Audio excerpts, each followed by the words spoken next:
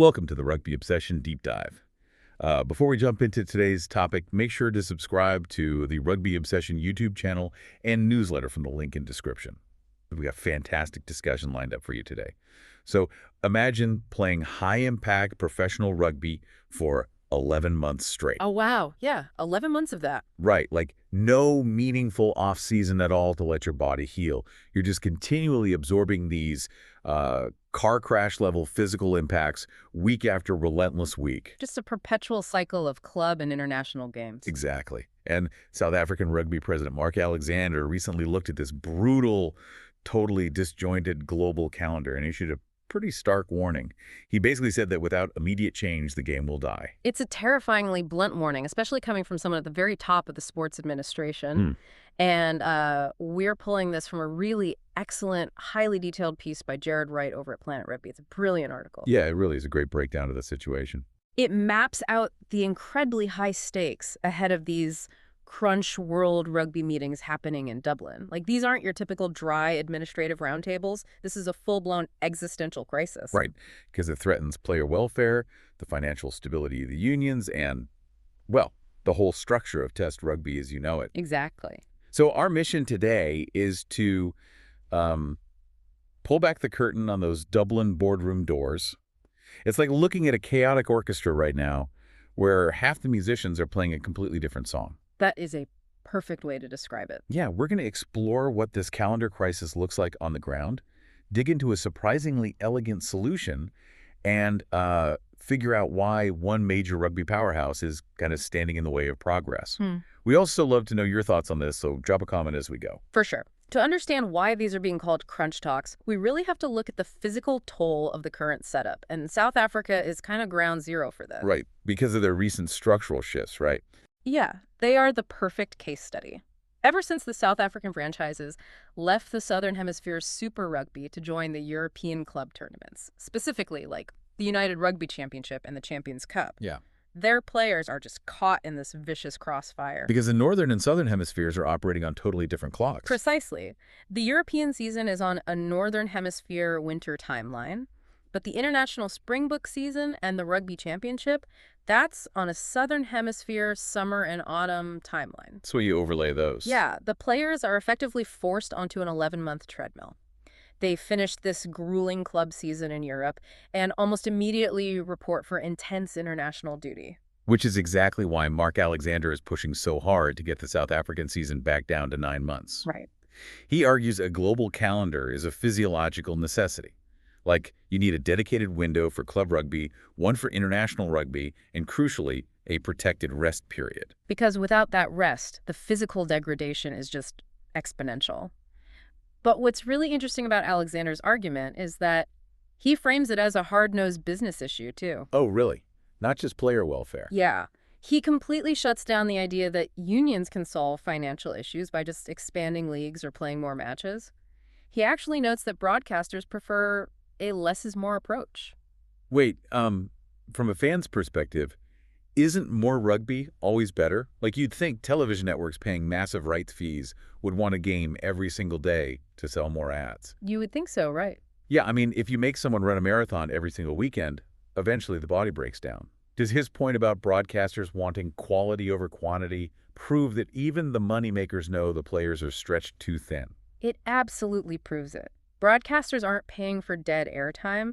They want a premium sporting spectacle. If you force an 11-month grind, you inevitably get star players missing games for load management. Oh, right. Or they're playing at, like, 70% capacity because they're exhausted. Exactly. Alexander explicitly noted that right now, numerous teams just aren't up to standard because the talent is completely drained. The product gets diluted.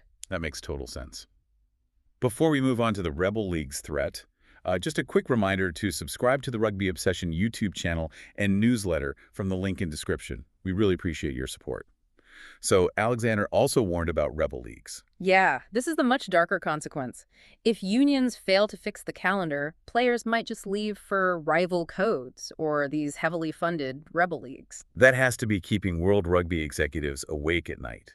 A rebel league is essentially a private, unsanctioned competition, right? Exactly, operating totally outside traditional jurisdiction. If players are run into the ground, their earning window shrinks. The traditional model relies on the prestige of the international jersey. The honor of playing for your country. Right, but prestige doesn't pay for knee replacements. If a private entity offers way more money for a shorter tournament with less wear and tear, the temptation is huge. Wow. We're talking about a potential mass exodus of top-tier talent. So the friction heading into Dublin makes total sense. Broadcasters want quality, players are exhausted, and private capital is waiting to poach them. Something has to give. Which brings us to the proposed solution. The simple fix. Right. It's a massive structural alignment. The proposal is to take the Rugby Championship and the Six Nations and run them in the exact same international window, probably around February. It's like doing international business across multiple time zones, trying to close a global deal when half the world is asleep. Syncing the Six Nations and Rugby Championship is like finally putting the whole rugby world on one unified clock. That's a great analogy. And Rassie Erasmus, the Springboks head coach, made a massive plea for this last year. His reasoning gets right to the sporting integrity of the game. Because right now, teams are peaking at completely different times. Right? Exactly. In June, you have northern teams traveling south after a grueling domestic season. They are battered. And the southern teams are relatively fresh. And then in November, it completely flips. The southern teams go north exhausted. You got it. Erasmus argues that alignment means every nation peaks simultaneously. You get peak defensive line speed, optimal execution, real tactical battles. It becomes a true test of the best team in the world. Not just a war of attrition where the less exhausted team wins. And he also mentioned something about law changes being easier to implement globally. Yes, that's a huge secondary benefit. Right now, implementing new laws across a fragmented calendar is a nightmare. Oh, I can imagine. Say they introduce a strict new tackle height rule. If the North adopts it at the start of their season, but the South waits until theirs begins months later, players migrating between club and international duty are basically playing two different sports. Oh, wow. The refereeing interpretations alone would be chaotic. You get penalized for a breakdown technique at your club, then travel for an international match, and it's perfectly legal. Exactly. Syncing the tournaments means rule changes roll out globally on the exact same weekend. That's such a common sense solution. And legendary Las Pumas scrum half Augustin Pichot has been heavily involved here too, right? He has. He led discussions on behalf of the Sanzar nations during the Six Nations earlier this year. It's a really well-supported initiative in the South. Which makes sense for South Africa and Argentina, since so many of their players are in Europe. But if this solution is so straightforward, so beneficial for player welfare, and championed by heavyweights, why isn't it happening already? Well, there is a massive stumbling block. New Zealand Rugby is highly reluctant to embrace this alignment. Wait, are we looking at a fundamental clash of interests here?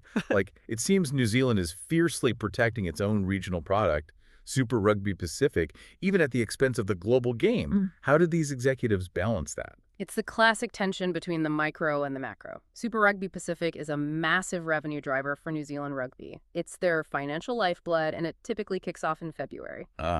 Right when the new aligned international window would happen. Exactly. If you parachute the Rugby Championship right on top of that start date, New Zealand has to put their premium domestic product on pause or move it entirely. Which disrupts broadcast contracts, stadium bookings, everything. You can't just upend decades of consumer behavior without risking serious financial blowback. Right. They operate in a competitive domestic market and have to protect their own immediate survival.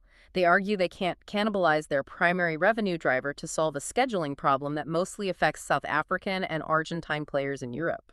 But the irony there is profound. New Zealand is fighting to protect Super Rugby to ensure financial stability, but by blocking the global calendar, they're perpetuating the exact burnout that makes rebel leagues so appealing. That is a phenomenal point. Their defense mechanism might be a Trojan horse. If they don't compromise, their own elite players will eventually face that same extreme fatigue and financial temptation. By protecting their local television money, they are leaving the door wide open for foreign capital to buy their top talent. And if the stars leave, Super Rugby's value plummets anyway. Mark Alexander's warning echoes perfectly here. If the global game collapses, the domestic game will wither regardless. And it's worth noting from Jared Wright's reporting that Australia is actually open to the change. Wow, so that leaves New Zealand totally isolated. South Africa and Argentina are desperate for it, Australia is willing to adapt, and New Zealand is standing alone. No wonder these are crunch talks in Dublin. The sport is at an absolute tipping point. The 11-month calendar is unsustainable. player retention is threatened, and the sensible global solution is clashing directly with regional financial interests. It's wild to think about. For you listening right now, the outcome of these Dublin meetings dictates the very quality of the matches you watch every weekend. It determines the longevity of your favorite players. Absolutely. The future structure of the sport hangs in the balance. We'd love to hear your take on this. Please let us know your thoughts in the comments down below. Which leaves us with a final lingering question for you to mull over.